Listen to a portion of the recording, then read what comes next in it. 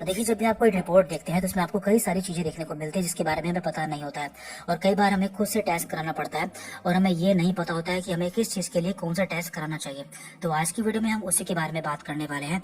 आज की वीडियो में हम आपको सभी टेस्ट के बारे में बताएंगे जो कि बहुत ही कॉमन है और अक्सर कराया जाता है। तो यहाँ पे हम केवल ऐसे टेस्ट के बारे में बात करने वाले हैं जो कि बहुत ही कॉमन है, जैसे कि शुगर के लिए, लीवर के लिए, किडनी के लिए आदि। तो यहाँ पे हमारा पहला टेस्ट है CBC। इसकी फुल फॉर्म होती है कंप्लीट ब्लड काउंट।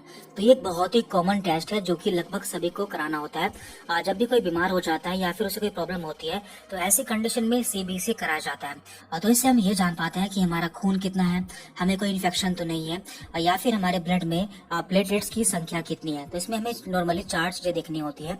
एक होता है इसमें हीमोग्लोबिन, एक होता है इसमें लिम्फोसाइट, इस्नोफिल एंड प्लेटलेट्स। तो हीमोग्लोबिन से हमें ये पता चलता है कि हमारे अंदर खून कितना है। लिम्फोसाइट से हमें ये पता चलता है कि हमारी बॉडी में कोई इन्फेक्शन तो नहीं है। इस्नोफिल से पता चलता है कि हमारी बॉडी में कोई एलर्जी तो नहीं है। एंड प्लेटलेट से हमें पता चलता है कि हमें डेंगू या फिर टाइफाइड तो नहीं है। बाकी इनकी वैल्यू कितनी रहती है और हम कैसे जानेंगे कि हमें कोई बीमारी है, उस पर हम पहले वीडियो अपलोड कर चुके हैं। तो उस वीडियो का लिंक हम आपको नीचे डिस्क्रिप्शन बॉक्स में दे देंगे, जहां से आप उसे देख सकते हैं। यहाँ पर हमारा दूसरा टेस्ट है लिपिड प्रोफाइल और हमें ये इसी नाम से कराना होता है। नॉर्मली हम इसमें 2 चीजें देखते हैं। एक देखते हैं हम इसमें कोलेस्ट्रॉल और एक देखते हैं हम इसमें ट्राइग्लिसराइड।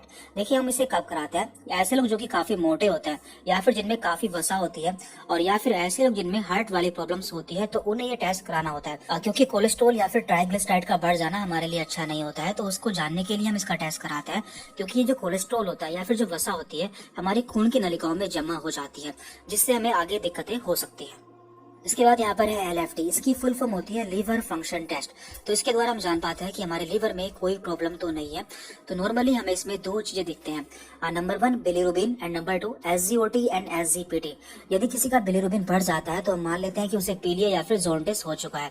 और इसी तरह से SGOT एंड SGPT से हम जान पाते हैं कि हमारे लीवर में और कोई प्रॉब्लम तो नहीं है या फिर हमारा लीवर कितना काम कर रहा है। तो इस तरह से LFT से हम जान पाते हैं कि हमारे लीवर में कौन सी प्रॉब्लम है। इसके बाद यहाँ पर है TFT। इसकी फुल फॉर्म होती है थायराइड फंक्शन टेस्ट। तो इस टेस्ट के द्वारा हम जान पाते हैं किसी को थायराइड तो नहीं है। तो ये थायराइड 2 तरह का होता है, एक होता है हाइपर थायराइड और एक होता है हाइपोथायराइड।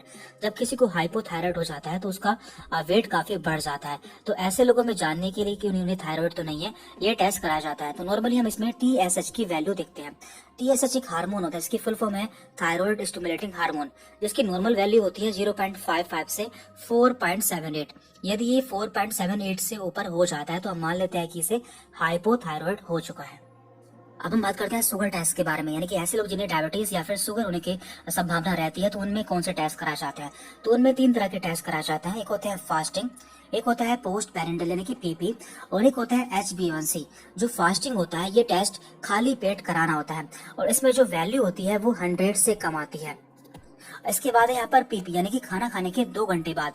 इसमें जो वैल्यू होती है 140 से कम होनी चाहिए। और एक होता है HbA1c।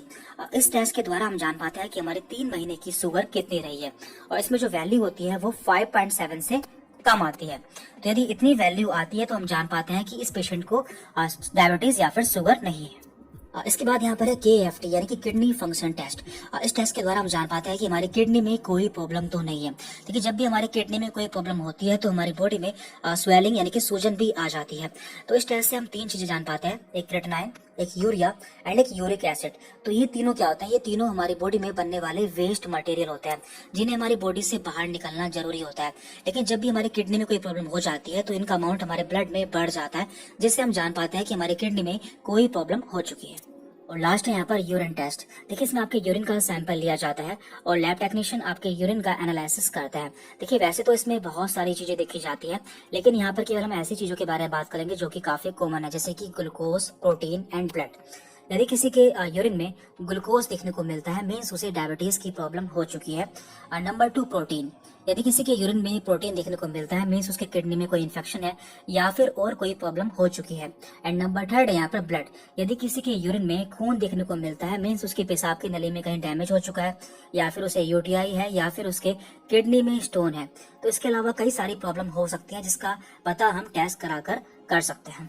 यहाँ पे हमने मैक्सिमम टेस्ट कवर कर लिए हैं। यदि इसके अलावा आप किसी और टेस्ट के बारे में जानना चाहते हैं तो आप हमें नीचे कमेंट करके बता सकते हैं, हम उस पर अलग से वीडियो अपलोड कर देंगे। Thank you.